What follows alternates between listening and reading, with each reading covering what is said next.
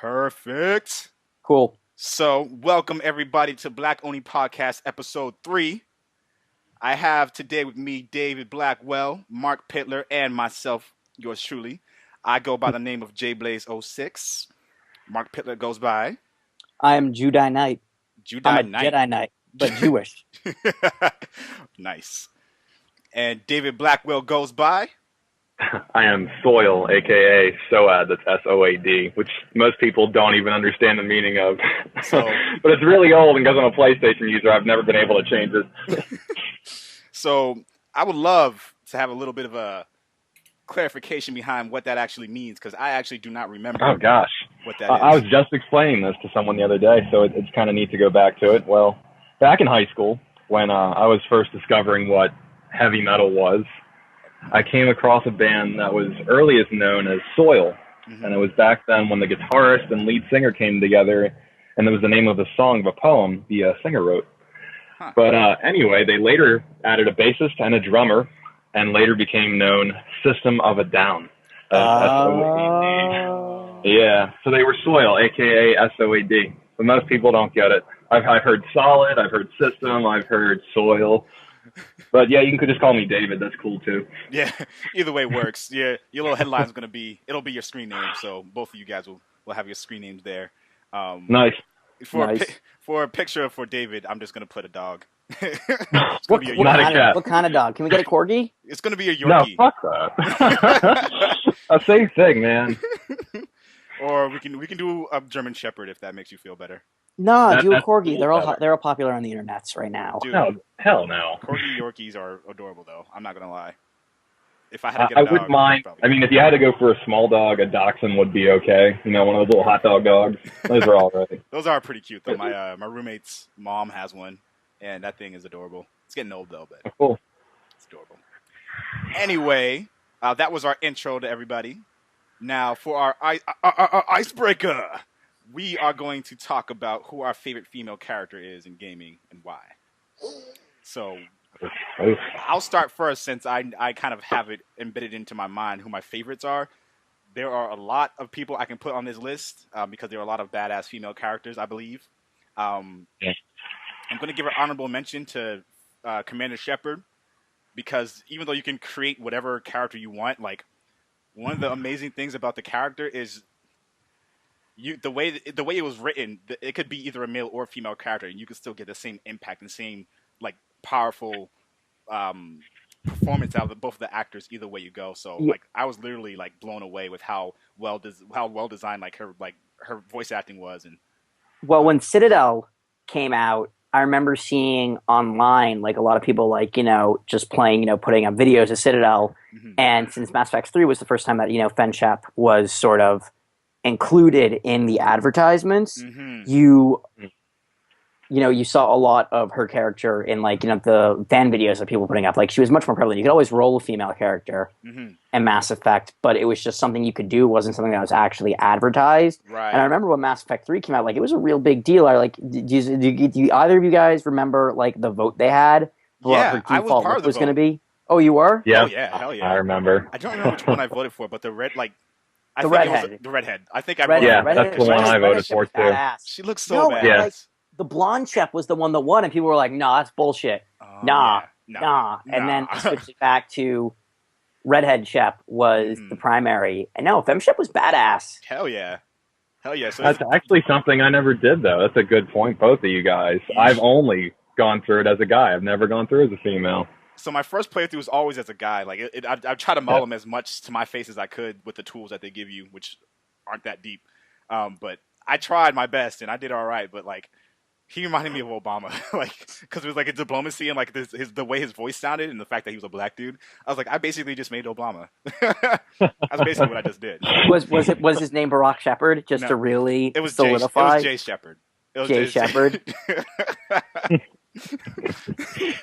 Mine was always Malcolm Shepard, little Firefly tribute. Okay, all right, very nice. Gosh, I was always traditional. I was always John, just John Shepard. Oh, that's what was his original name, though, right? So what we've learned is David isn't creative. Man, I'm not really the RPGer, I guess. I mean, I'm more of an action junkie. First-person shooter is always my game of choice. Well, no, but I did dabble in both Mass Effects, at least 2 and 3 I did. Yeah, that was so good. The fun thing with FemShep was like, especially like you could play like how you could, kind of switch up the classes, like put her in like a Vanguard role. So she was just like this shotgun-toting badass, but she weighed like 90 pounds. Yeah, that's the greatest. Oh, it was awesome. Yeah, it was pretty great. But I think for my favorite female character, anytime this character is in a game, I always pick her, Morgan Anslin from Darkstalkers. Oh, okay. Morgan. There we go. She's deceptive in the fact that she can basically steal your soul, but she's a badass. She can make her wings do almost anything she wants them to do. She's beautiful, and she's always powerful in every video game she's in. Marvel vs. Capcom 3, I hate her special one move, because it's like she shoots rockets out and shit, and they're super slow, so it's like, shoot rockets! And slowly make my way over to you. Alright, you probably dodged by now. Alright, whatever. It's cool. It's cool, bro. But yeah. She's my favorite. That's a good one, Jay. Yeah. It's not a bad one. I mean, well. What about you, Mark? Me, one of my favorite female characters is Jan Ors from the Jedi Outcast series. I feel like a terrible Star Wars fan saying this, but I have never played that game. You can leave now. I'm hosting this shit. I can't. You can leave your own podcast. Fuck. Okay. I mean, really, you don't belong. No, dude, pick it up on Steam. It's like wicked cheap. Well, the thing is it available on Mac though? Maybe. Probably not. That's the one thing I hate about Yeah, probably not. That's what I would have said. Thing I hate about it. Because my Mac has like super amazing specs, and I can't play shit. Dude, why don't you boot camp? Because that's the work I have to do. I don't feel like doing work. I mean, I have to petition more of the hard drive in order to do that, and I have to then install Windows 7 or 8, and Windows 8 is kind of weird. Yeah. No, Jan was always cool because she was like Kyle Katarn's co-pilot, and she wasn't a playable character, but she always had this really, really great attitude, and she was like really well formed. Like she was a badass like pilot, and handles her guns really well. Always a plus. Special mention, of course, always gonna have to go out to my girl Samus Aran, my lady Princess Zelda. Princess Zelda in Smash Brothers Brawl. Okay. Thank you. I was waiting for that one. Good deal. I've never played as her. Never played as especially her transform move into Sheik, where you could take out the whip and just start flinging the whip around and just really start pissing people off. But my favorite female character right now, and you guys can call bullshit on me because she's such a recent addition to the Pantheon. But dude, Elizabeth from Infinite. Oh, she is so cool though. She's amazing. That's an awesome one. Yeah, very good one. I mean, I know she's new, but I've never seen such a well-formed AI. I've never seen such a well-developed female character. I've never felt like such a pervert for thinking somebody's attractive.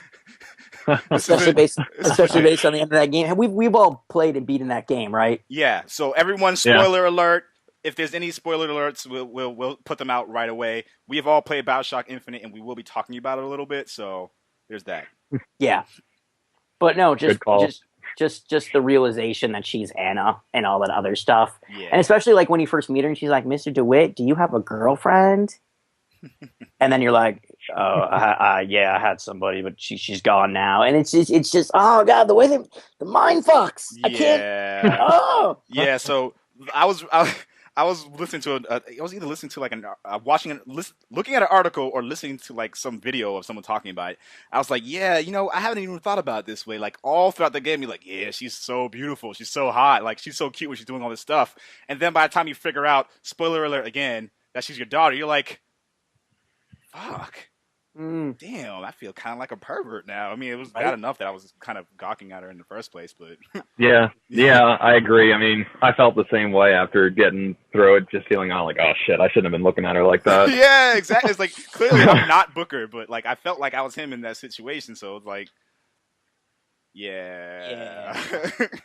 No, but she's that, and then she becomes all omnipotent towards the end. She becomes a total like fucking omnipresent like Yeah. figure, and it's like, yeah, by the way, I can create rifts in time and space whenever I want. You know, becomes a complete commentary on the nature of franchising. That game, goddamn. I mean, well, I remember me and you. We were at the Irrational get together at PAX. Yes. Yeah. Shout out to Gosh, you guys are lucky. That's awesome. Yeah, this year, and it was like this cool thing. It's like literally, it was like this was Saturday. It was like 3 days before the game was going to hit street, and what was cool was there were so many cosplayers for a game that hadn't even hit street date yet. Yep. Which is something Ken Levine actually mentioned as kind of amazing, but like just the look on all of their faces, like they all knew what they were about to unleash upon the world. They knew, and they did, and they totally did. And I was, oh man, I couldn't play the game for like a month, and I was so proud. Me too. That I managed to stay, for the most part, spoiler free. But yeah, exactly. No, exactly. that's a game that's going to be talked about like for a long time. Yeah, I gotta agree with you on that one. Yeah, but Dave, what about you? What ladies do you like? Oh gosh, that's a really good question. It was actually one I was thinking about before this thing started. Just should I go really old school and go with Zelda? But I'm like, nah. Most ultimate badass is what you asked, right, Will? No, your favorite female character. Favorite badass? Oh, favorite female character. Okay, it doesn't have to be a badass. You can just, just be some random chick if you want. I would probably question instant choice. No, that helps, and I'd have to say Elena from the Uncharted series. Oh, I'd say Uncharted 2 and Uncharted 3. That I really, really loved her as a character, and I thought the way that Nathan Drake played off of her, the chemistry between them was just excellent. The writing was just spot on, and I just really grew to love her, especially coming into the third one, even though it wasn't as good of a game. Well, here's my thing about the whole Uncharted series. Here's my thing about Uncharted 3. I think we've become too expecting of something crazy groundbreaking, because between Uncharted 1 and 2 there was such a huge difference in the way those games played out, and by the time 3 came along, like I'm playing through 3 again now. That'll relate to what I'm playing next, but like I've been playing through it again. It's like, my God, like this game is way more amazing than I remember it being. Yeah. Like Uncharted 3 was more of what we got in Uncharted 2, and people were expecting that same level, that same sort of jump, which feasibly is not possible, especially on 1.5, 2 year turnaround. Right. What we got was more of 2, and there's nothing absolutely wrong with that. More of Uncharted 2 is never a bad thing. It's just people wanted, the same sort of jump, or they were expecting that, which is kind of unfair to the developers. Totally. I mean, and the thing is too, like, people complain about online, like, oh, they added these kill streaks and they added this and that. Yep. They have a mode that is specifically designed to be just like it was in Uncharted 2, except you still have a sprint button and you still have like perks, but like they catered to both of those crowds, and now it's free to play online. Yeah, I never ever played any of those games on that. I don't play games to play with people. I play games to play with myself. Wait. No, I've not. That's the thing. It's like I always feel bad. I've never been a big multiplayer guy because it's the curve. It's like by the time I get into a game, like, because I'll always play through single player first, before I go to multiplayer. Absolutely. And most people, go like they'll just go straight for the multiplayer. And by the time, like, especially like if you're playing like a COD, oh my God, or something like that. I still play Black Ops 2 single player. By the time you get into that multiplayer, come on. or by the time you get to that, November, you're screwed. You're totally screwed because you can't compete. Yeah. There's a lot of not only tryhards, but people who just enjoy only playing Call of Duty online. And then by the time you're on there, everyone is prestige like to like the 5th prestige and has every weapon maxed out, and like they have fucking diamond guns. Like, all right, fucking jerk. Yeah, that's not even fun. I agree with you guys too. But I still would have liked to play the single player and jump into the multiplayer if it's there, especially if it's good. Yeah, one of the things I started doing now is like playing single player and then jumping to multiplayer and kind of switching back and forth between the two. So like with Uncharted, for example, like I've been playing Uncharted 3 again, like I said, and like I'm playing on like either hard or crushing. I can't remember which one I'm playing on, but like I'll play some of the single player. I'm like, all right, I'm tired of getting my ass kicked by the AI. Let me go get my ass kicked by some real people. So I'll go online and play some of that. And I gotta say, I can say I was too hard on that game before, because like retrospectively, now that like we have a little bit of a lull and like I can finally take time on my games a little bit more, like I'm growing to appreciate that game so much more now. Yeah, I mean, the level design is like the level and art design is like still second to none. I mean, Nolan North is, you know, never better and so goddamn likable. Is anybody else kind of excited to see what he does with Deadpool? Well, all right, I love Nolan North. He's like, but to me, he even though he plays in Assassin's Creed as well, he is Nathan Drake to me. Yeah, which is weird. That is Nathan exactly. Drake Like he will always be Nathan Drake to me. That is who Nolan North is. The other roles are kind of confusing sometimes when I hear his voice in another game. It's just like it's Drake, but I'll follow along anyway. But he's so prevalent, like all across everything. Like Arkham City, he's the Penguin. Oh yeah, that's right. That's right. I mean, and then and then Spec Ops: The Line. Yeah, I've been playing Spec Ops: The Line. Yeah, it's another one. Game. Another one of his performances, but it's like it's not Nathan Drake, but it's something so completely different and like deeper because it's not. You know, it's you hear Nolan North and you're like, oh, Quip Machine, Mr. Quip, Quippy McQuip, Quip, and it's just joke, and you know that's removed. Like, I mean. That's the thing. Like, that's the other thing. It's like being unfair on the series. It's like sometimes we can be unfair on, you know, our voice talent because that's the thing. They got jobs too. Right. And, you know, you can't, you know, necessarily rely on them only to do one franchise at a time because that'd be crazy. Right. And that's totally fair. I had high hopes for Fuse, even though I knew it had a rocky start and it was in decent shape by the time the demo came out. I was so excited for this game, and then like it came out, and like I've been like everything I was worried about this game. Like I was like, this is going to be a sleeper hit if they can do these things, and they weren't able to do them. And now it's like it's such a missed opportunity. So I don't want the same thing to happen with this Deadpool game because it sounds like it could be really cool, but it could also be just really stupid. Yeah, I don't know. High Moon. I mean, they've got a pedigree though for the crazy and the stupid. I mean, what other games did they make? Armed and Dangerous. They did Giant, Citizen Kabuto. I haven't played either of those games. Dude, Armed and Dangerous, that's from like 2 generations ago. That's like PS2 land. It's it's the Monty Python of games because it's like this real British humor, but like the weapons are ridiculous. There's one gun called the Landshark gun, which literally I remember that. Firing. Wait, yeah. I remember that. Yeah, I do remember that game. You fire a shark. What else was in it? Yeah. God, I just remember the Landshark gun. I'm gonna Google that shit. I gotta look that up because I remember that now. Now that's coming back to me because I remember when you'd fire it, you'd see like the fin kind of above the land before it would hit your target, if I remember right. And then it'd be like just this giant great white sort of. Yeah, that would just come out of the ground and just eat them. Yeah. Well, what else was in that? I don't remember. Dude, were they the ones who did MD, like going way back? Were they the ones who did MDK as well? They might have been. I'm sending you guys a link. I think so. I don't know if you'll be able to see it, Dave. Yeah, I got it. Yeah, that's the one. Yeah, that's nuts. Did you find it? Yeah. No, MDK was Shiny, who did Earthworm Jim. Yeah, that's the stuff right there. Yep, that's it. That's the one. Wow. Yeah, hopefully I'm gonna see if I can get this on our podcast so that people can see the picture, so they don't have to search for it on their own. We're gonna try to streamline the process. It's been a long time since I've even seen that game. Shit. Wow, that's crazy. I want to say that it was either PS2 or Xbox that I first played that game on. Armed and Dangerous. I'm trying to remember which console. Wait, I don't want to go back as far as N64, but I remember I went through that game. Wait, so did you? I don't remember anymore. Did you say who your favorite female character was? Oh, guys, I might have sent it off on a little bit of an unnecessary tangent. As much as I love talking about the game, but Armed and Dangerous was not done by High Moon Studios. It was done by Planet Moon Studios.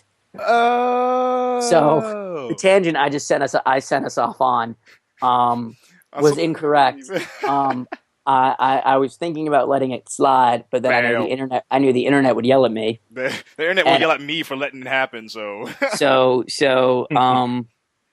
my bad. Well, my answer was going to be Elena, but I mean, it was a close tie between her and, even though it was really recent, even though it was a complete reboot, I got to say Lara Croft. I mean, that game was excellent from start to finish, and you saw the birth of a hero in a video game. But just all the struggles she went through. Go ahead, Mark. She's like, that's the thing. It's like, I remember that game, like a lot of the talk around it was that version of the character was developed to be a female Nathan Drake, because that game played a lot. There was like a lot. It did have some it was very Uncharted moments in it. Yeah, it did. But it still had its own feel to it too. Like while being a third-person action adventure, you still had your pickaxe. You could still climb walls like that. Yeah. Some of the over-top sequences, like, I've seen this before, but it was a lot darker. It still felt. Yes, good call, Jay. It was a lot darker than Uncharted. I think Uncharted had a very, as much as I love it, it wasn't a rated M game, so it still had a little bit of a lightheartedness to it, whereas Tomb Raider was pretty much dark the entire way, and it was like, damn, this is not Tomb Raider like we've ever seen Tomb Raider before. Like that, I gotta second you on that. Tomb Raider was one of my favorite games of this generation. Period. Did you guys feel though that the character jump was like, you got this character, this young girl who spoiler alerts, yeah. who like vomits or feels really guilty after her first kill, but then all of a sudden she goes from that to just mowing dudes down, like killing everybody. She gets over it pretty quickly. Yes. She does. I mean, but I think, first kill, she's over it. She just rolls with it. But I mean, at the same time, it's kind of hard to see that jump. Yeah. Yeah, they should have spent more time developing also that in that attitude game towards being too. able to be comfortable with killing people. Like, I think if they spent a little bit more development time, or not just time in between like spaces, but like in between stuff that was happening, like having her say more things, or having her kind of just like, I can't believe I'm killing people, or like, I have to do what I have to do to survive. Right. But like, see that progression. It's like, all right, you know what? You're gonna fuck with, because by the end she was like, you guys want some of this? You want a piece of this shit? And she's just like blowing people away and shit. So it's fucking great by that time. But you can see the progression between those two things. Well, I mean, the reboot was good, but like the last two Tomb Raider games that Crystal Dynamics put out, like Underworld and what was the other one? Like Awakening or something like that? I think the last one was Underworld. Those were both really solid games. Like, especially like after the jump from the ones like from the last generation. Like, you know, Tomb Raider had kind of become sort of a joke, but those games were really freaking good. I'm considering going back to them, because I wanted to get them before, but I was like, I'll just wait until they're on sale or something like that. But like, this game has brought back some of that excitement I had around Tomb Raider, and I want to experience more of it again, because I used to love Tomb Raider growing up, and then it started slowly just getting worse, and I was like, all right, well, they're still not really ahead of the times in terms of the new technology and the new ways of doing things. So now I'm going to look back at the catalog and take a look at those games, because it's a good idea. Speaking of, is a good segue, something I might kind of want to bring up. Speaking of Tomb Raider and Crystal Dynamics, I saw something on Reddit today, which could only, be taken with a little bit of a grain of salt, but that Eidos and Crystal Dynamics have signed up for the domain War for Nosgoth. And what that means is, speculation is that at E3, we may see a new Legacy of Kain game. Oh. Get out of here. Get out of here. Shut up. Nope, it's the truth. No, I mean, that's been talked about and whispered about for like the last year to 10 years. I've been hearing from people who are like, we need another one of these games. We need another one of these games. Yeah, well, what was the last one? You gotta be kidding me. You're the first person to say it, man. Like Legacy for the Kain. Xbox, it was the game where you played as Kain. Yeah, Legacy of Kain. Yeah. And Asriel. Yep. Was Defiance. Yeah, that's the one. Yeah. I remember playing it. Yeah, that was the last one they made. Here, I'm gonna see if I can pull up the link and I'll send it to you guys. Yeah. Oh, that would be amazing. If they're making another Legacy of Kain game, I'll shit a brick, literally. I cannot believe it, especially if they would premiere it for next gen. That'd be pretty sick. Wow.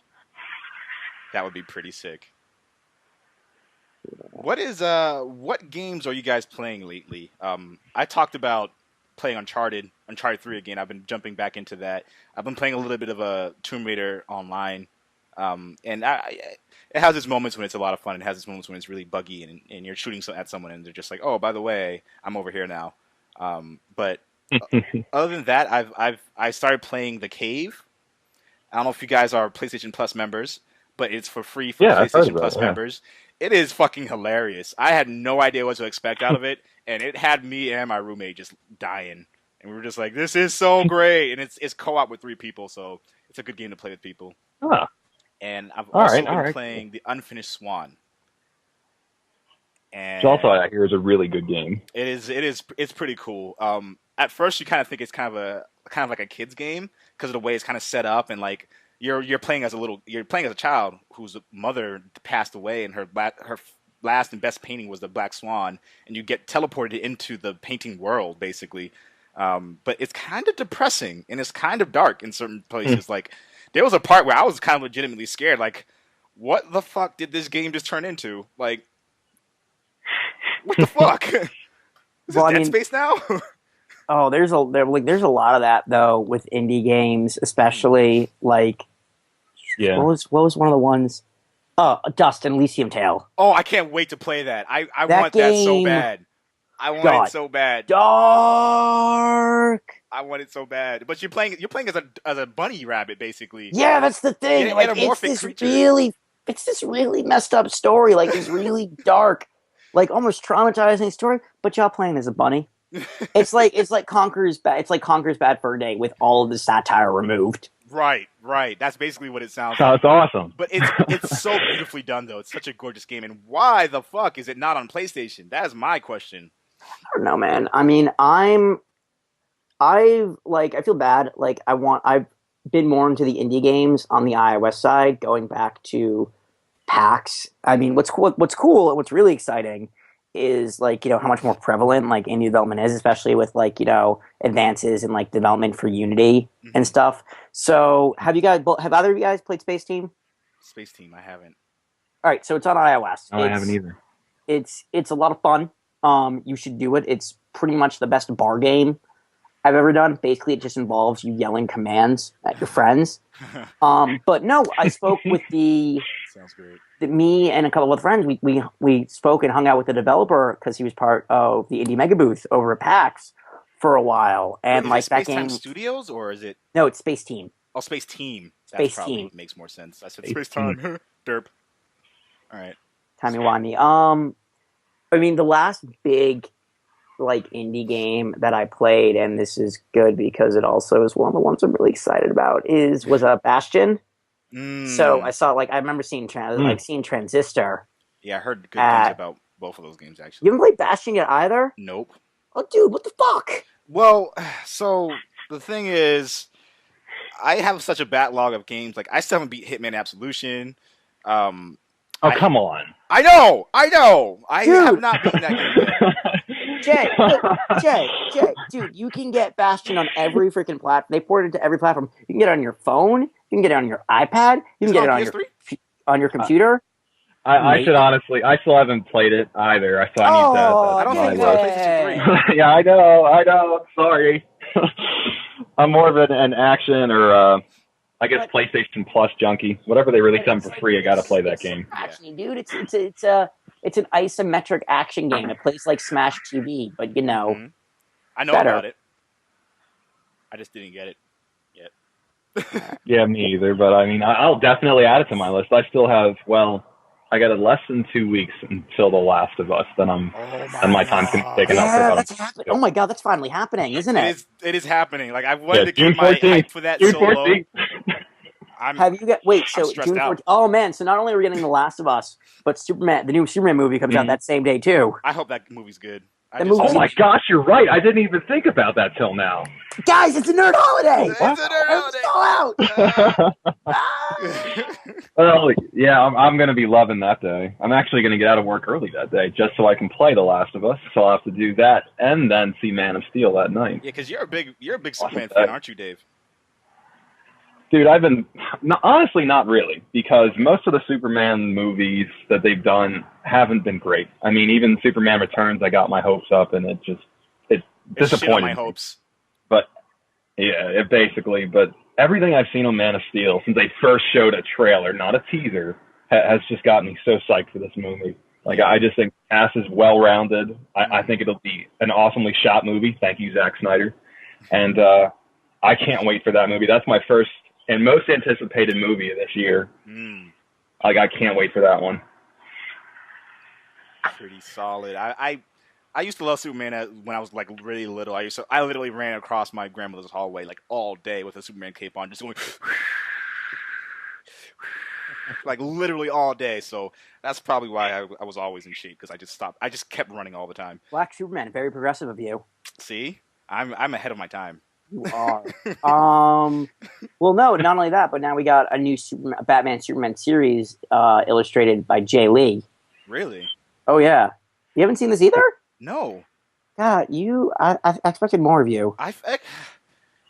After the comic book that I finished was done, by the way, guys, Plenty Black comic book, it is available. People who Kickstarted us are getting their copies now. So to everyone who has supported our Kickstarter, thank you very much. We're working on getting it all up on Amazon. So I had to do a little bit of whoring out here real quick before we got on to the rest of what we were talking about. But yeah, I've been in the dark about so much stuff that's been going on. And like me and my roommate started ooh, that's cool. Yeah. Me and my roommate started watching the Star Wars movies over again, because I hadn't seen those in so long. I forgot like almost all the details. And we watched episode 4, we watched episode 5, and now we're going to be watching 6 soon. And I don't remember any of 6, like any of it. Except for the basic plot, I guess. Normal people just call that Return of the Jedi. That is badass. All right, whatever. I'm calling it episode 6 because that makes it sound more climactic if it's an episode. So. Or more. I think we just lost Dave. Oh, David's gone. David's down. Hit mid-sentence. We'll never know what he was thinking then. Yeah, right. And there we go. Wait. Dave, you back? Apologies. Dave's Hit the wrong button. Pressing buttons and shit. I went to check the image, and that was really fucking awesome, but then I lost you guys. Yeah, it's pretty cool. This is what you get for doing things on a phone. I know, but it's the easiest way to Skype with you guys. Yeah, that's so funny. What was? We got a little sidetracked there. What was? Oh yeah, so those are basically the games I'm playing. What are you playing, Dave? Recently, like, as in the last day or two, or what I beat? Within the last week. I mean, it's been 2 weeks since your last episode, but dude, that's a lot of games. I mean, I beat Battlefield 3 again. Nice. I started up Max Payne 3 again. I just beat that.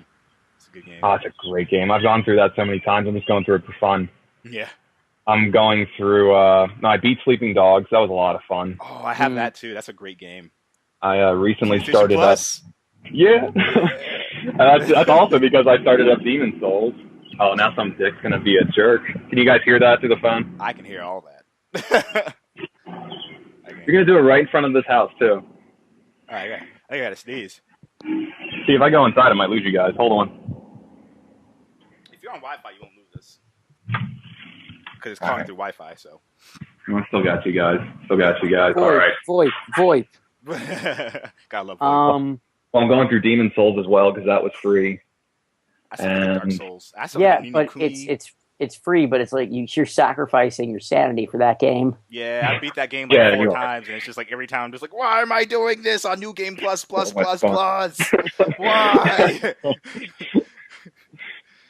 I think. Oh, and I recently just today started up Mirror's Edge because I saw that the sequel might be coming out soon. Yes. Did you play? Will you ever play Mirror's Edge? I have played it. I'd never owned it, but I kept telling myself I would buy it. But like literally every time I went to see and buy it, it's been like $25 to $30. I'm like, this game's been out for like 6 years. What the fuck? Wasn't like that's the thing. Like, was it like the longest, most like invigorating experience?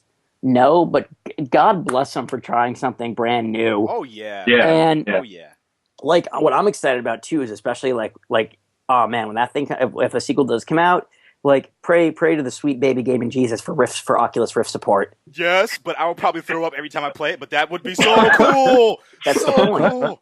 That's the point. Well, and I got to give one last shout out to Kingdoms of Amalur Reckoning. I've been playing the crap out of that. I love that shit, man. Such a good game. Pour one out for 38 Studios. Yeah, right. Yeah. There we go. Doing a little pour motion for you. In case you didn't see that. I've been going through Microsoft On Demand recently, and like you're able to pick some stuff up like for relatively like on the cheap, which is nice. It's like so I just picked up Dishonored. Ooh, how are you liking that? Oh man, it's real good. Yeah, it's real good. I heard pretty good stuff about it. I mean, I was holding out because, of course, its biggest comparison was BioShock. So I was like, I'm going to play BioShock first, and then maybe play around with some Dishonored. Not really. I mean, that's the thing. It's like when I think of BioShock, I don't necessarily think of it as like it is a great game, but I think of it as a game of ideas. Like BioShock is about the narrative. Like that's the thing. It's like I think we'll all be like, you know, I'll absolutely be the first to say like the combat in Infinite was not my favorite part of that game. Nor was it my favorite part. Skyhook. I love the Skyhook. Yeah, that was a lot of fucking fun. Yeah, I mean, Skyhook was good. Skyhook was no, but I mean, it's like the combat wasn't what was driving me forward. It was the narrative, and that was what the best part was. Like, I mean, I found the combat to be like, you know, the least enjoyable part of the game because there was a point where it just kind of got, there's some enemies coming at me.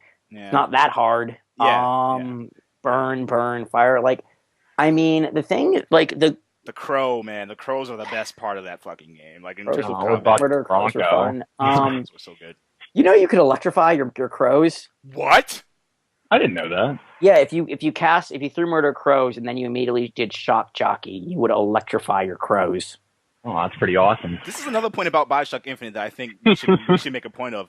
There are literally dozens of ways that you can combine those powers and create cool effects. The thing is, you don't really need to, but the fact that you can and you have a lot of fun doing it. Like, I was talking to Ratana, he was like, yeah, I think my favorite, what did he say his favorite vigor was? It was something completely different than what I would use. And I was like, oh my God, like I use Bucky Bronco and like the chart thing all the time. And Return to Sender. Yes, that's one of my favorites, Return to Sender. That wasn't even one of my favorites, but I had a lot of fun using that. Yeah. But, like, the crows were my favorite by far because, like, if you upgrade it, you literally would throw a crow at one person, he would freak out, and then he would eventually die, or you would shoot him or whatever. And then someone else would go near him, just anywhere near him, and then all of a sudden there are crows pecking at him. So it became a chain reaction where all you had to do was just sit back and just throw shit at people, and you didn't have to worry about it. That was fucking amazing. In Dishonored, you have your powers. I mean, you have your powers, and you can absolutely, you know, cast those and stuff. But like the environment is so different. Like the cool thing about the game is you can play it any way you want. I mean, if you play it as a straight up action game, you'll fly through it, and you can totally do it. It's a valid way. It's absolutely valid. But I mean, it plays more like a thief or a stealth coming by the way.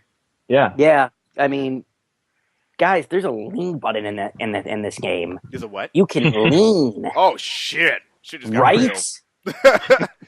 Well, like you say, oh shit, and people may scoff, but back in like, you know, the late '90s, early 2000s, and like, you know, during the advent of, you know, those first-person stealth games, like, you know, your Deus Exes. Like you had to use that lean button. I completely agree.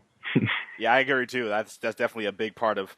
I wasn't saying like, oh shit. I was just saying like, yeah, that's a thing. Like even Call of Duty was like, we have a lean feature now. It's like, guys, we've been doing. You don't need it in Call of Duty. With everybody else, not only do you have a lean feature, but you have a dog now as well. You got dags.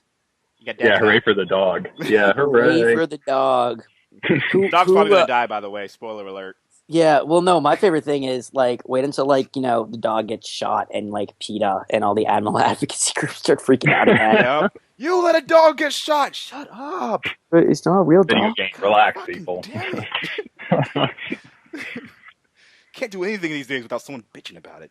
Yeah, right? Yeah, I'm gonna have an episode of something I'm gonna call, I don't know if I'm just gonna call it, but it's Gamer Rant or whatever. And it's gonna be about people's bitchiness about putting anything in a game, like Dragon's Crown, for example. I think I talked about this either during a podcast or just talking about it with some people, but I really want to get that game because it looks like a lot of fun. But people are complaining that the character Dragon's Crown, I'll link you guys to it. Okay. People are complaining way too much that it's over-sexualized. I was like, guys, first of all, every character in the game is sexualized in some way, even the males. And second of all, like, it's meant to be exaggerated in every way. Like, the guy, the main, like, soldier you can play as is just ginormous, and he's, like, muscles everywhere, and his head is tiny. It's like, it's supposed to be over the top. So he's the Rob Liefeld of video game? It's a Rob Liefeld video game character? Basically. Dragon. Nerd joke! And the mainly people are complaining about the sorceress, who I gotta agree, her tits are gigantic. But like the art style it's gorgeous. Like I'm gonna send you guys 2 links so you can see both of them. But the artist who worked on this is like, I give kudos to him, because like there's also a character that has like she's very not sexualized. She's kind of like quieter, but she's, I guess, a character that more people would play as because she's more balanced. But this character that I'm showing you now is like, she is Jesus, dude. Yeah. And to their credit, like I can understand people, I guess, mildly be offended by the fact that she has giant tits, but she's probably the most powerful character in the game. Well, so yeah, well, I mean, that's all fair and good, but like, how can you even walk with those? You can't. That's the point. It's not meant to represent reality in any way. In any way. Oh, wait, no, hold on. I'm sending you something. I know Penny Arcade did something based on this. Hold on, I'm going to pull it up. Keep talking. Yeah. So I'm excited about this game, but like there's no winning, because if there were no females in the game, it'd be like, oh, there aren't enough females in the game. Why aren't there females in the game? And then if you put females that do happen to have great character and be really attractive or have like gigantic boobs, like, oh, the character has big boobs, you can't put that in the game. And then when you're like, all right, well, we're just going to have characters that aren't sexualized at all and are always covered. It's like, why can't women be sexy and also be smart and also be badass? It's like, I understand where you're coming from. As a black man, there has been a lot of crazy shit in the media. Oh, for you black had people. to play that card. I had to play the card because the female card is played so much, and I don't ever want to be that person to say, oh, females should never stand up for, feminist beliefs or feminist rights, but it got to get to a point where something's got to give. It's like, if I have no creative input or no amount of creative ability in whatever I do, like, I create characters that are sexualized too. Like all of my characters are sexy. Like, Jay Blaze is a sexy motherfucker. Like, his girl Kina, she is sexy. She doesn't have giant tits, but she's sexy. Like, there's no winning with anyone when it comes to that kind of thing. So it's like, I've gotten to the point where I'm so beyond that as an artist, where it's like, if you don't like it, then whatever, fuck you. Fuck it. So, and that's the other thing too, is like, if it's a conscious artist direction and an artist intention to create the character in this way, not for the sake of like, hey, we want to appeal to young males who have nothing else to do except jerk off to big booby lady, then that's a whole different thing. If the artist had an intention of doing something like this and wanted to make a very stylized game, you cannot bash that. That is the artist's intention, and that is what they were going for. I'm still going to say that last picture you sent was ridiculous, but still, I mean, I agree with you. Yeah. And if you make a black guy who talks too white, then it's like, oh, the black guy isn't black enough in the game. You should make him talk with blah, blah, blah and say nigga, nigga, nigga, nigga. That was probably the first time you'll ever hear me say that word, by the way. Or it'll be the vice versa, where the dude's talking too much profanity and he's like, oh, yeah, fuck this, blah, blah, blah. Like, you can tell I'm a black guy without hearing actually seeing my character, blah, blah, blah. It's like, come on. And in some way, you're going to offend one group of people, whether it's based on someone. Skin color or how sexy you are or whatever. I mean, Someone's going to be pissed off about it. But I mean, as long as it's creative, as long as it's fun or enjoyable, I got no problem with it. That's all. When it comes down to it, you're playing a video game. You want to entertainment experience, and you want to have fun. That is mainly the goal of video games. When it comes to video game art and expanding that is like a part of the video game making process, but fun factor is probably the most important thing when it comes to a video game. Yeah. If you're not enjoying playing it, then what's the point? I'll concur. That's as simple as it is. But we did. I can't argue that. Yeah. I will not argue that if a game does not play well, it is not a good game. I will not fight that point. Yeah. So developers, make a game fun. And then everything else can kind of figure itself out as it. Don't worry about the story. Yeah, it doesn't matter. The story doesn't have to be so great. It doesn't have to look that perfect. I mean, that helps, especially with all the new stuff we keep seeing. But that makes your game a classic. Down to play. An instant classic. If you can make a game that is fun to play, has an amazing story, and has great character development and growth, has amazing graphics, like that is a great game. A good game is just a game that's fun.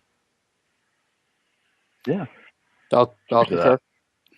Anyway, away from my gamer rant, there are some games that came out within the last week that are some are, I guess, worth talking about. Some aren't really that much. Okay. Resident Evil Revelations. That's probably one we can at least touch on a little bit. Yeah, all right. Do we have to? Do we? I mean, honestly, didn't even touch it. I didn't want to play a port from another system, especially after the disappointment Resident Evil 6 was. Yeah. I just didn't even feel the urge. I mean, I saw it and I was like, Resident Evil, and I forgot. It's not what it used to be anymore. So I just passed right over it. That was great. So I had fun playing Resident Evil 6, but I knew I could have had so much more fun if they stayed away from certain things. So my top 3 complaints about the game were, even though they gave you more control over your character, there was still a lot of parts where you didn't have control over what was going on screen. So if you were going forward and say, for example, something was happening, instead of giving you the option to look in that direction, your character had to be looking in that direction until you pass a certain point. So you're disoriented, and now there are enemies coming at you, and you're like, well, I can't fucking see anything because the camera's looking in the sky because there's a helicopter flying. Great. Good job, Resident Evil. I don't know. It's just 4 was this. I'll be perfectly honest. I did not play 6 because 4 was this just completely revelatory experience. When you think of a reinvigoration of a franchise, that should always be kind of what comes to mind. Yeah. But and then 5 was okay. It just wasn't Well, there was no reason to call 5 it was okay if you were playing with somebody, though. I mean, if you were playing 5 co-ops was a lot better. Playing with the AI, it sucked. I honestly put the game down because I couldn't beat it with that stupid character. With a friend there, it was awesome and it was fun, but still a huge departure from survival horror. Character. Well, I love Sheva. She was awesome because I always played as her, and I thought she was a cool character. But I didn't have that many problems with her AI. Like, when I played through, I must have gotten lucky, or I must have had, the glitch version or the glitch-free version. I don't know, but I didn't have that many problems with her. But I played mostly with other people when I played, and her tribal outfit was amazing, so suck it. Yeah, cheers to that. I'll agree with that, too. Yeah. But, and the other gripe I had about Resident Evil 6 was it made no mention of anything that happened in all the other Resident Evil games, basically. Like, Resident Evil 5, according to them, just never happened. Sheva wasn't mentioned. That other dude that was there wasn't mentioned that was working with Jill. Jill was never mentioned. What? There was literally no mention of either of those characters. Yeah, but you got to meet Wesker's son, so that was... Fucking what? Cool. Who cares? That was so irrelevant to everything. I can't justify it. I mean, honestly, it was like a 6 out of 10 for me. I had fun with the game, so that's what counts the most, but I knew I could have had a lot more fun if they had fixed a lot of the problems that it had. And it was just like, it wasn't really that scary. And like, when you get a headshot on a zombie, it is fucking was like, whatever. It's a bullet in my brain. That's the only thing that can kill me, but I'm just going to keep coming after you. Whatever. Exactly. That pissed me off too. Really, when you have to give them 2 or 3 to the face. I have a fucking shotgun, and I have pistols that shoot through people, and a headshot's not going to kill the enemy in one hit on normal mode, or even fucking easy mode. Like, come on. So you had to put going back to that, I heard who mentioned that they had just beaten Max Payne 3. Dave did. Dave, well, I've beaten it like at least 6 times. I'm just going back through it again. Dude, fun. Is it just me, or do some of those fuckers never go down? Yeah, they go down. Sometimes they have helmets, and you got to shoot the helmet off first, then you pop them in the head. No, I mean, did you play with soft lock on? I've played it on every single difficulty. Yeah, with him and Jordan played the fuck out of that game. Yeah, I love that game. Love that game.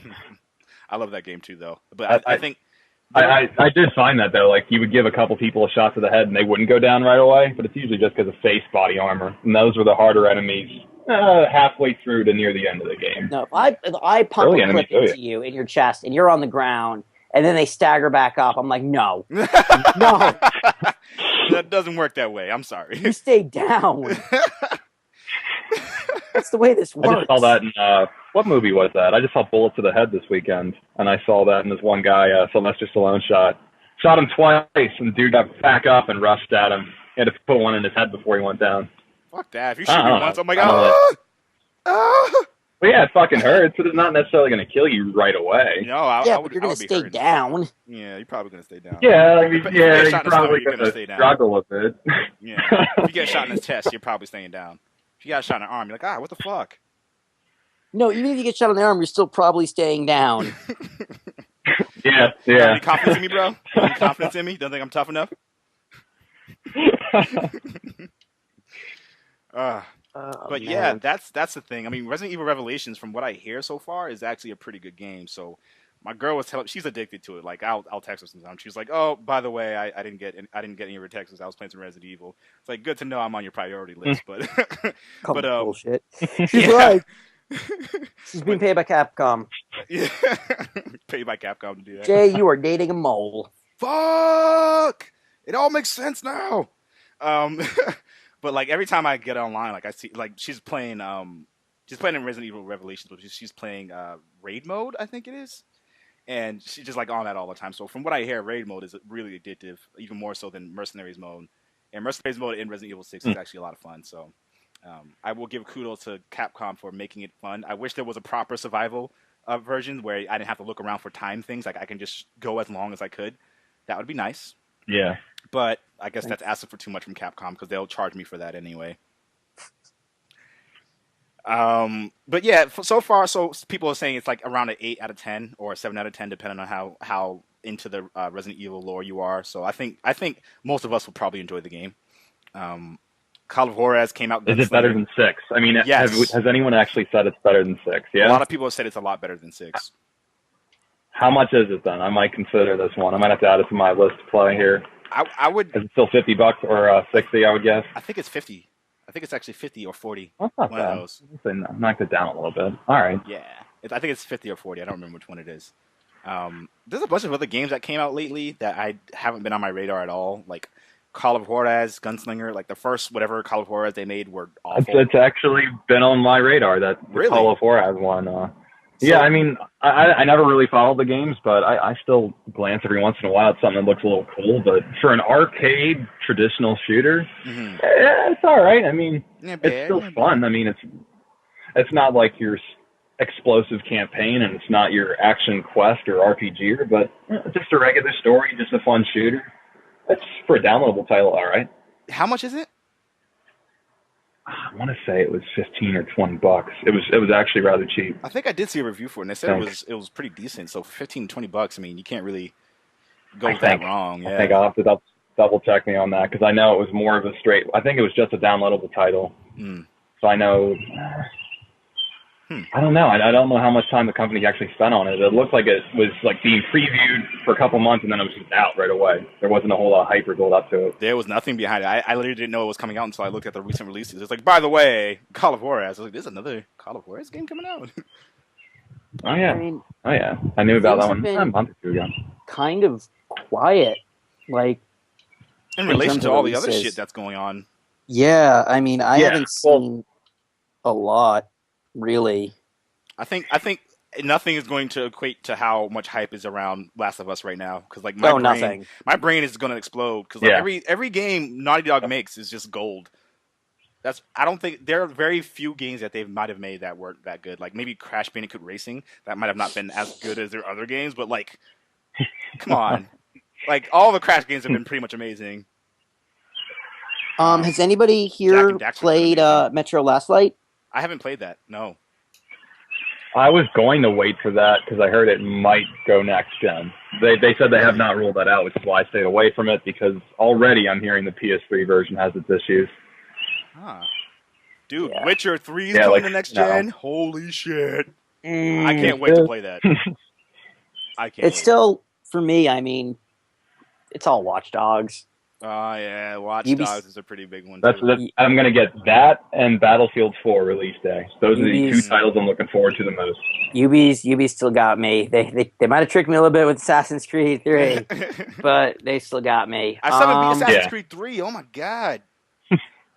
Dude, it's like $30-$40 on Xbox. You do? I just haven't beaten it because apparently I don't know. I mean, things anymore.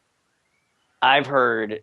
I'm a little worried. I haven't played it yet. I've heard a lot of complaints about the game. I mean, my biggest complaint is that there's a yearly release every time. Like, I want some time to digest things a little bit.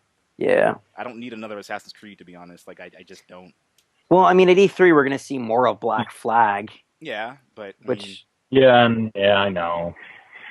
I'm excited about it, I guess. I've actually tried, though, man. You cried? I tried several times with the Assassin's Creed series. I tried one. I one. thought you said you tried. I was like, was it like what happened in Walking Dead? Holy shit! I don't want to play this anymore. No, Watch Dogs still looks great.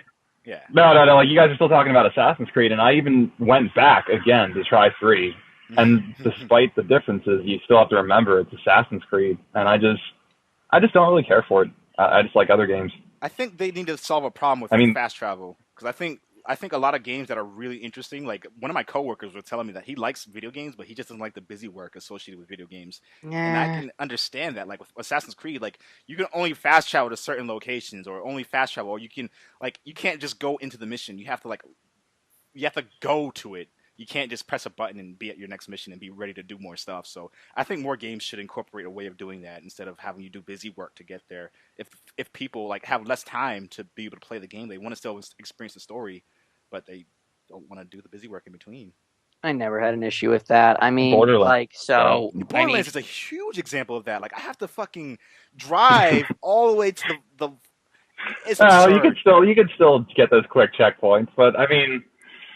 Well, go ahead. What did you want to say about Assassin's Creed? Well, I mean, Assassin's Creed, it's like you got to look at it too. I mean, you had Assassin's Creed 1, which was really cool, but like it was still like this really it was this new experience that was really flawed, and then there was Assassin's Creed 2, which just was like this tremendous jump. And then you had the 3 yearly releases. You had 2, you had Brotherhood, and then you had Revelations.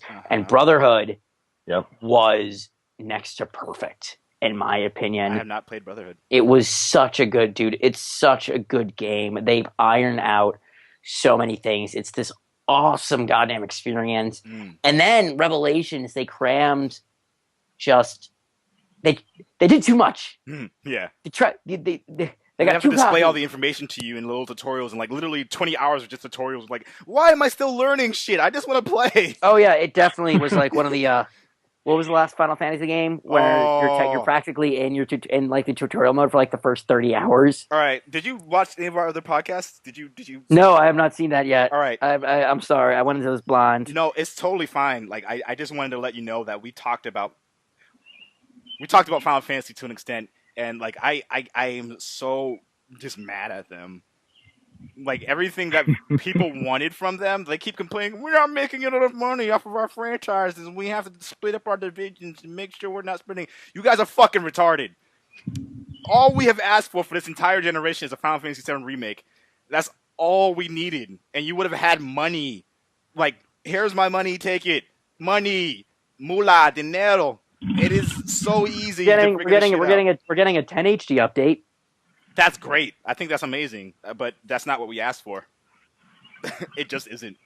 Where's Final Fantasy 14? Where's Final Fantasy 13? You don't want to play. You don't want to play Blitzball in HD. I loved Final Fantasy X. I think that was a great game. I think Final Fantasy VII needed more in terms of exposure, because we got Advent Children. That's close enough. That's not close enough. Not even a little bit. Not even close. I was so confused throughout that entire movie. I gave up. I gave up paying attention and just looked at it. It's like, this is pretty. This is pretty. I had no idea what was going on the entire time. One, I know about the story for Final Fantasy VII, but I haven't played Final Fantasy VII. Like, I have it on my hard drive, and I kept saying to myself, you know what? I don't need to play this because they're going to remake it. I don't need to play this because they're going to remake it.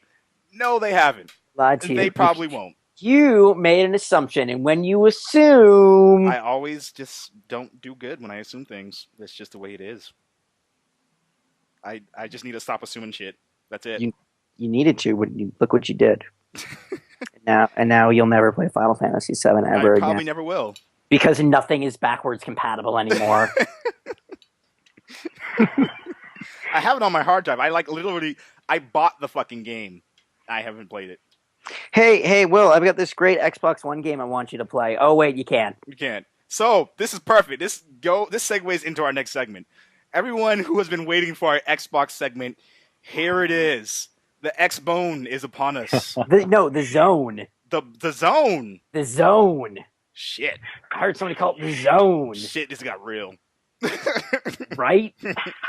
So, I know how you guys feel about this, but for our viewers sitting at home or at work, not doing what they're supposed to be doing at work, Xbox One is revealed, and people are generally not happy.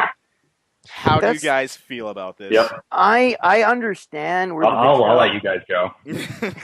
No, I totally get where the vitriol is coming from, and I, will admit that I got swept up in it for a little bit too, but I'm reserving judgment as best I can until the E3 presentation next week, or in a couple of weeks. I'm June 10th. June 10th. I am June 10th. Is WWDC as well. Oh shit! Right? Wait, WWDC? What's Worldwide Developers Oh shit! Conference. Why am I so stupid? Okay, yeah. Well, you worked for Apple for the briefest amount of time, but still, you were still there. Year. Hey, that was a year. That was a full year, dude. That was a full year. Yeah. Whatever. No, I mean, so there's no way they only haven't. So the presentation that Microsoft is putting out, it's an hour-long presentation. There's no way they're going to rehash a lot of what they showed at their reveal. I'm gonna put it so down. that's the thing. It's like with their E3 presentation, they have two big opportunities, which I pray that they're going to capitalize on because the 360 was my console this generation. Okay, it was absolutely my console. Maybe they'll actually show some damn games. Yeah, maybe they'll do that. We're assuming because they said they would. Yep, maybe they'll do a little bit of that. Trailers. Well, they're probably just that's going what to show they said. trailers. They said that was half their conference. To give Microsoft credit, they said that 2-hour-long conference that we saw was just the first half. The second half is all games. That's what they said. So we'll find out. But my question is like how much of the presentation is you think they're redesigning to address the criticisms from the first? Because plan? Right now it's a complete reverse from the start of the last cycle because when PlayStation launched, they were at such a huge disadvantage. Do you guys remember the PS3 when it launched? I got one when it launched, so yeah, I remember it vividly. Piece of shit.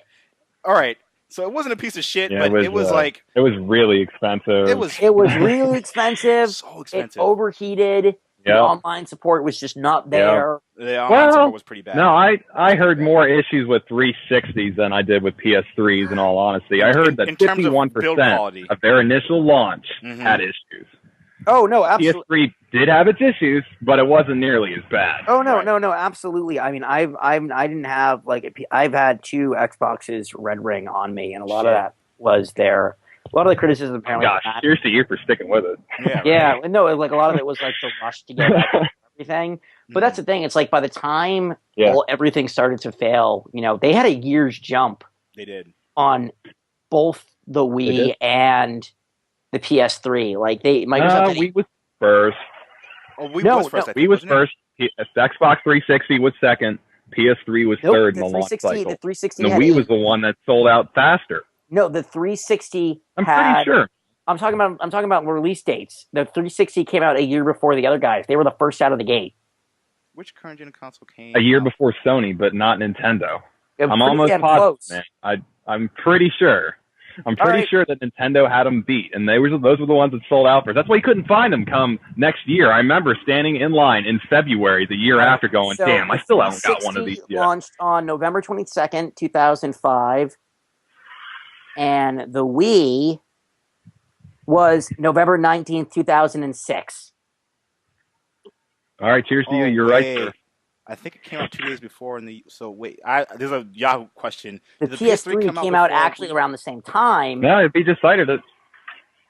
Yeah. Yep, PS3 came out November 11th, 2000. I could have sworn it was the other way around. Yeah. It came out last. I think the Wii actually did come out second. No, the Wii came out last. Didn't it? Didn't we just say that? No. The Wii didn't come out last. The PS3 came out last. Yeah, the Wii, because I remember, the Wii came out last because I remember waiting in line for my Wii. So the PS3 came out the 11th, the Wii came out the 19th.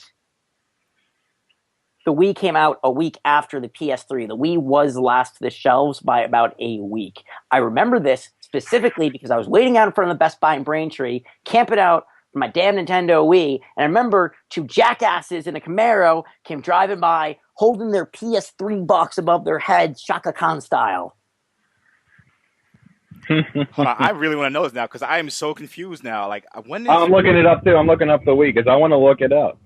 dude. Okay, I wanted to get the because I remember it was in 06 in November of 06. I'm I'm on Wikipedia. I'm wondering about all the windows open. So here's how it broke down: November, all right. 2005, Xbox 360. Yeah. November Holy 11th, shit, you're right. 2006, PS3. You are totally right. November 19th, 2006 was the Wii. Wait. So it came out. Yeah, 2 days. The PS3 came out November 17th on the US. Okay. In the 19th in North America. So the Wii came out the 19th. So the Wii was last. Holy fuck. 2 days. Wow. It didn't seem like that though, because you're right. When it came out, it was just scarce. It was really scarce. So was the PS3. The PS3 and the Wii were both super so I almost got a 360 as my next generation console, but because it was sold out, I waited and I was like, all right, let me just see what happens with the PS4. So my biggest reflection on that is if there wasn't a 360 available, it is very possible that I would have never gotten a PS3. Yeah. Like, it is very possible I would have never gotten a PS3. Well, and that's a big thing to take away from Mark, are you still looking at those sites? Yeah. What was the initial launch price for all of them? Because I remember that the 360, I think, was a little bit cheaper. I'm pretty sure the PS3 was the one that was at least 600. Oh, the PS3 was 400? So expensive. PS3 was 500 and 600, depending on. It was ridiculous. 20 or the 60 gig. Unbelievable. I bought it too. So what was the 360 though? Because I'm looking. I think the 360. Was it was 400. the 360. Was either $399 or $299. Yep. Okay. Yeah. The Wii was, I think, was pretty cheap. It was $250, right? It was 250. I think you're right. 250, 300. It was a little bit cheaper. Yeah. Because the Wii U now is selling for $250, isn't it? Something like that. I think they dropped it a couple times. Yeah, I think it's like 200, if not less now. Yeah. Release dates and pricing. The Wii was $250, which was really cool. All right. And then the PS3. So we've got maybe 400. We got 300 to 400. We got 250, and then the launch price of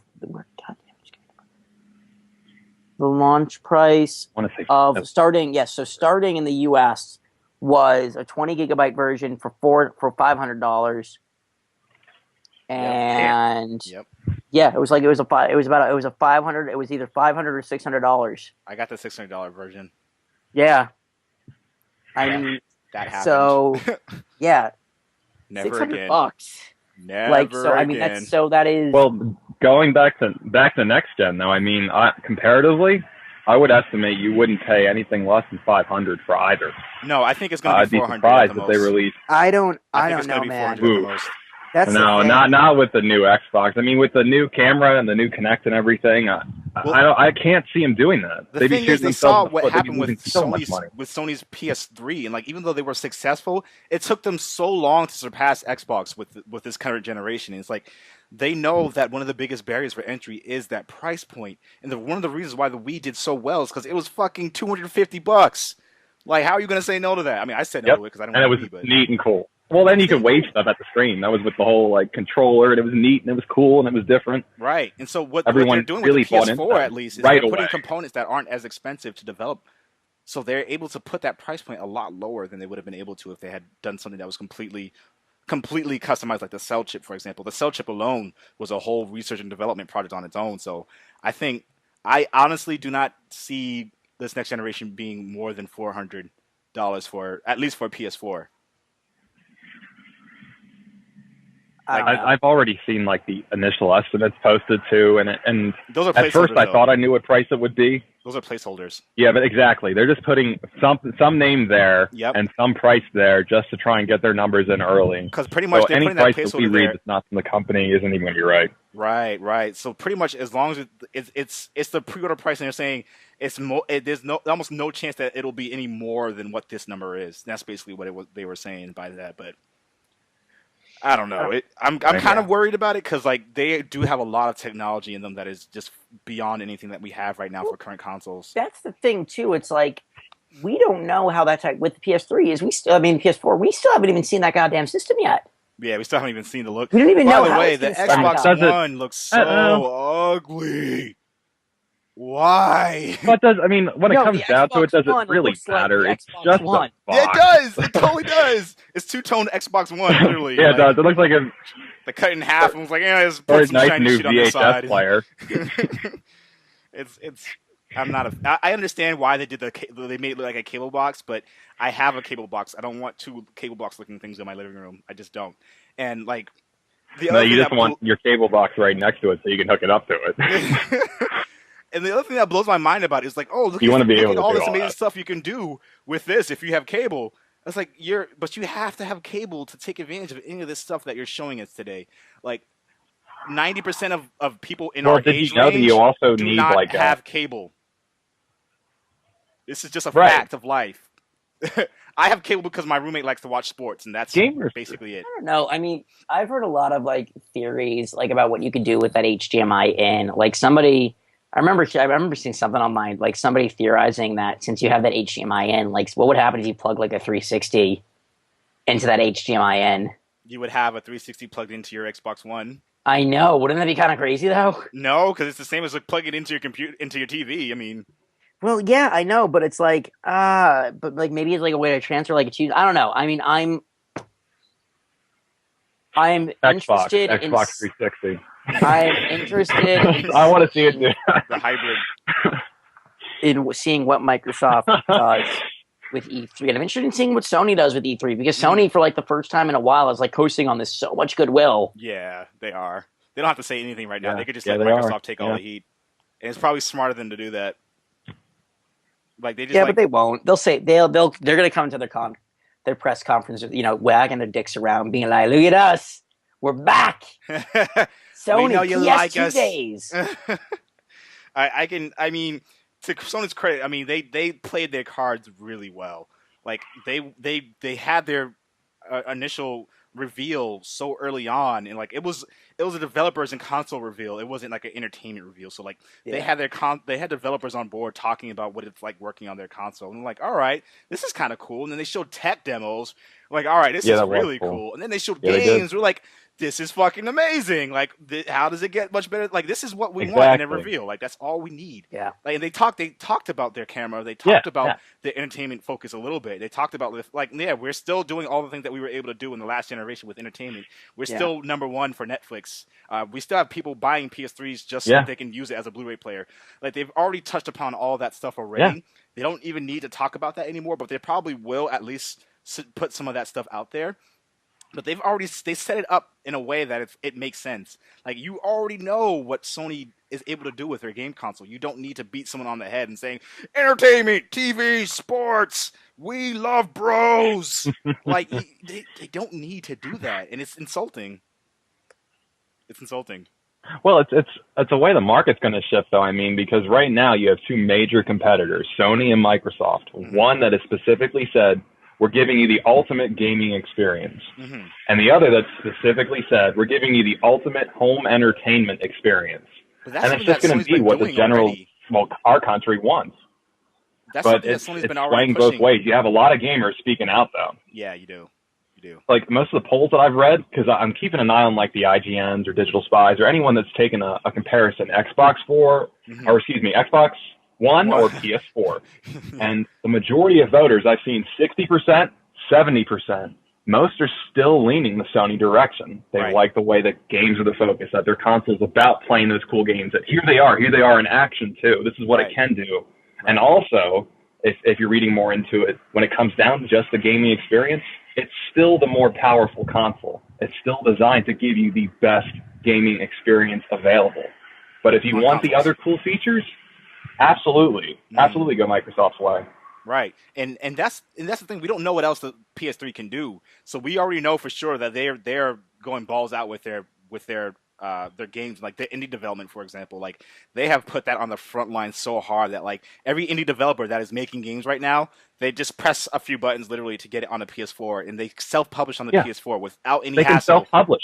They can self-publish, and that's a huge which thing. Is amazing. Why, especially with what Microsoft's general process is. It's a nightmare. Yeah. I see this being a really big well, advantage. some developers have said. So I'm excited to see what happens with E3 because I know for a fact that Microsoft is going to come out with some really awesome games. But I'm already in the mindset that I want to get a PS4 because I already know what to expect. Like with a PS3, I know I have Amazon Instant, I have Amazon Prime, so I have Amazon thing, whatever. I have Netflix, I have Hulu Plus, I have Crunchyroll, I have MLB stuff that I don't even watch. I have all of these features on my PS3 that I know I have access to. So I don't need to go outside of that in order because I barely watch TV alone already. I just don't need. It depends if you want to push a button or not. I mean, yeah, it's is the remote control better, or is talking to your TV and making that ass slapping motion a better idea for you? Yeah, because that's what it looks like to me. Whenever they flip between screens, it looks like someone smacking that ass and just smacking that ass. Right. When you watch that Xbox conference, look at that guy doing that screen motion. That looks exactly like what he's doing. It's just so gimmicky to me. It really is. And it's just more of, hey, instead of pushing your regular remote control and taking half a second to just flip a channel, I'm going to tell my system to do it for me. Again, really cool, but not necessary. It's very cool. It's not a huge selling point. I want to see what they can do with the games for that. If they can push games for that, then that'd be really cool because they were tech demos that the press were able to get access to way after their press conference, and I'm just like, why didn't you show that on the floor? You would have had people excited about the Kinect alone. They show these. It's so much more accurate than the Kinect is right now, and it's able to gauge how much energy is coming from a particular part of your body based on your weight distribution. Imagine what you can do with games with that. If they had something that was working that was in relation to games, they would have had a better, at least, press conference, and I would have been excited about the Xbox One, regardless of the fact that the name is fucking stupid. I mean, not to defend Sony. I am a Sony fanboy, but I'll say that their name was very predictable, but I'm okay with it. Yeah, I mean, that's what we're used to. No confusion. PlayStation, no just the original 2, 3, 4. I mean, everyone's going to see it and go, all right, cool, the new PlayStation. I got to get that. I would have been okay with the PlayStation Orbis, Xbox One is your one destination. Yeah, Xbox Infinity would have been awesome, too. Xbox Fusion, any of those other things except for Xbox One. That would have been. Yeah. What I do as a designer is also, I'm part of marketing for an entire organization. So marketing and designing for an organization. There is nothing in my brain that would ever suggest that Xbox One is an okay name for anything. Because there's two Xboxes that exist already that already deter from each other enough for people to make sense. If my mom went to the store and I was still little and I was like, I want an Xbox, Mom. It's like, oh, you want the new one? It's like, yeah, I want the new one. She's going to go to the store and just ask for an Xbox. And they're like, oh, do you want the Xbox One or do you want the Xbox 360? Oh, of course I want the 360. That sounds way better than the Xbox One. Bam, I got an Xbox 360. What the fuck? But it's such an American way to think about it. Hopefully the clerk behind the counter knows. Stupid. Numbers, you're totally better, guys. That's the thing. Americans aren't very educated, and when it comes to especially if it's someone who doesn't know anything about games, it's the one system you need. Right. It's they'll have no idea. That's why the Wii U. That's one of the reasons why the Wii U hasn't been selling that well, because no one outside of gaming knows it's a new console. Yeah, well, that's the thing is I was going to go the Wii U isn't selling that well because there's nothing to play for the Wii U. Well, yeah, of course. But I mean, people bought a Wii just to play Wii Sports. Let's not say that it's just because of the name. Let's call it for what it is. Those are two reasons, though. I think I legitimately think those are two reasons. I think the biggest reason is because there aren't that many games to play for, but also the appeal, overall general appeal isn't there, and also people outside of nerd culture and outside of gaming, they have no idea what a Wii U is and why they want one. I have a Wii or Wii U. Well, I mean, even from a gamer standpoint, though, it's still current generation 2.0. It's not next gen. Yeah. It's just the same stuff we have today, maybe a little bit better, or maybe with another screen and some cool new functions. But a lot of other companies working on the next gen games are already saying, no, we're not going after the Wii U. It can't handle what we're doing. Because technologically speaking, it can't. It can't do it. Yeah. Frostbite engine won't work on it. It's like you couldn't have Battlefield 4 on the Wii U. I don't know. I don't know what Nintendo is gonna do. One day, it's like one day they're just gonna cave and they're just gonna give Apple all the rights to their back catalog, and we're gonna have NES games on iOS, and it's gonna be they will have my money if they do that. I will give them all of my money. Yeah, no, I'm kind of with you on that. If they hand it over. If they hand it over to either Apple or Google, I'll be pretty happy about that. But if they hand it over to either Sony or Microsoft, that would make things extremely interesting. That'd make things really interesting. I don't know. Oh yeah, can you imagine playing if Xbox Mario got or the rights to Nintendo games on a PlayStation? Right. I mean, oh man, that would be insane. That'd be insane. Like I would legitimately not know what console I would want to get if Nintendo did that. Like I'd be like, shit. Like I can get PS4, which has all these great Sony things, but then Microsoft now has Microsoft and Nintendo shit. Holy fuck! I don't know, man. But I think it's safe to say that overall, I'm optimistic that they will improve over what they had before. But 15 minutes, 10. Sorry, I just got. Yeah, I don't know what's gonna happen. I gotcha. Yeah. So I think I just honestly I think it's gonna come down to. Go ahead, Will. Oh yeah. Now you go ahead. We're gonna move on to our next topic. Well, I was just gonna say that mainly between both consoles, it's gonna come down to one thing. And that's what we're all saying. E3. And that's what we're all gonna see. Games from both sides. See what Microsoft's been cooking, what Sony's been cooking, and just make the informed choice and just stick by it. The games will speak for themselves, honestly. Right. So we'll have to just see. Right. Looking at this agenda, we pretty much covered everything that we wanted to cover today. I guess my only question to you guys now is, what is the nail in the coffin for either Sony or Microsoft at this point? Like, what can Sony do that will just be like, all right, like that's it. No one's going to buy a Microsoft console for the next 2 years, or what can Microsoft do to do that? To no use game fee.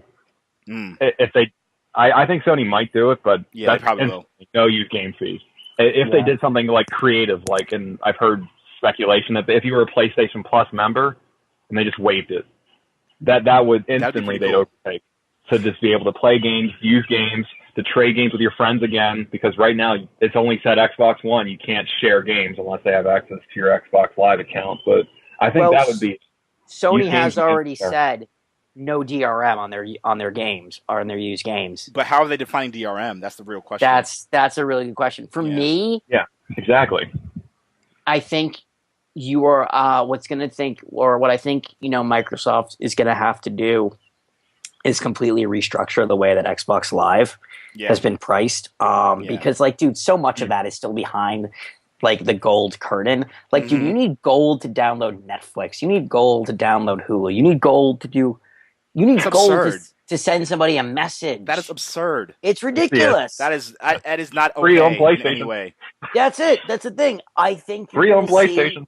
I think you're going to see them really adopt the PlayStation Plus mythology, where you can still have the entire experience, but with PlayStation Plus, you're going to see more. Yep. Like, especially with, like, I mean, so the cool thing about the Xbox is we already know.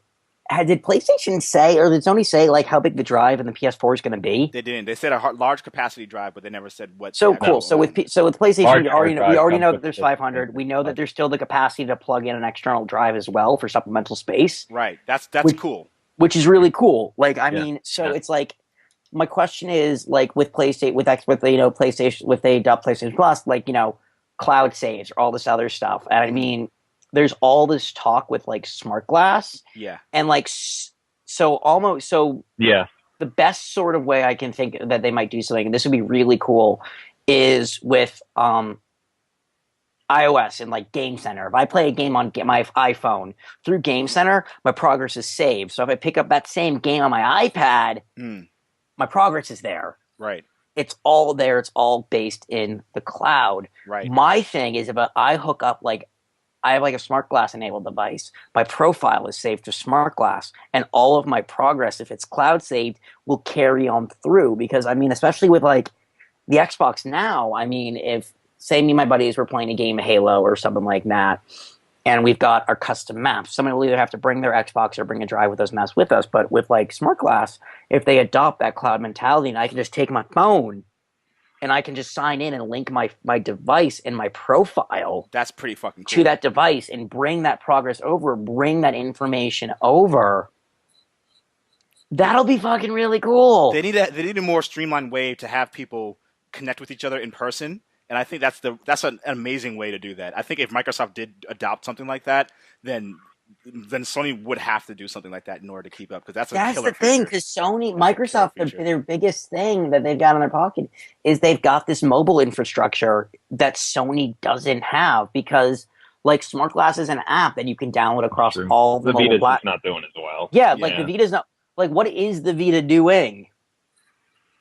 It's mainly for gaming. Honestly, I mean, most people already have what Sony's prompting instead of Smart Glass. Yeah. If you have a Vita, it's like having a system in your hands, but also a phone and all those other cool things. And that's also what Sony pushed a little bit during their conference, is being able to play any PlayStation 4 game on your Vita. And then being able to come back home, even if you were just playing it on your Vita, and just go straight back to your system. All through the cloud. They're really reaching out to try and get every single generation through that whole process.